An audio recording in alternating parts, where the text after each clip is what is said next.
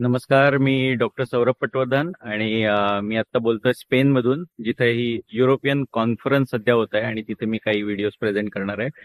पण या व्हिडिओमध्ये मी थोडक्यात सांगणार आहे की ज्यावेळी मी या कॉन्फरन्समध्ये येतो आणि माझे बरेच मित्र बाहेरच्या देशात आहेत जे खूप चांगले नेत्रतज्ञ आहेत, स्पेशालिस्ट आहेत, आणि त्यांना ज्यावेळी मी सांगतो की आमच्या भागामध्ये किंवा आमच्या देशात असे प्रकार होतात की ज्याच्यामध्ये डॉल्बी सिस्टीमचा वापर होतो, तसंच त्याबरोबर लेझर्सचा वापर होतो, ते सुद्धा मिरवणुकीमध्ये, आपल्या गणपती उत्सवामध्ये सुद्धा, इतर उत्सवात सुद्धा.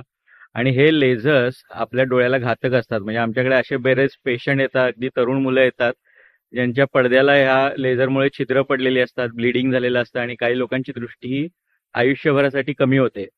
त्यामुळे अशा गोष्टी सांगितल्यावर ते म्हणतात की अशा गोष्टींना तुमचे गव्हर्नमेंट कशी काय परवानगी देते किंवा तुमचे लोक असे कसे काय वापरतात जे सामान्य लोकांना त्रासदायक आहेत आणि त्यांना कळतही नाही की याचे धोके किती आहेत. तर यामुळे माझं सगळ्यांनाच आवाहन आहे की अशा लेझर लाईटचा वापर तुम्ही मिरवणुकीत किंवा पार्टीच्या जागी करू नका.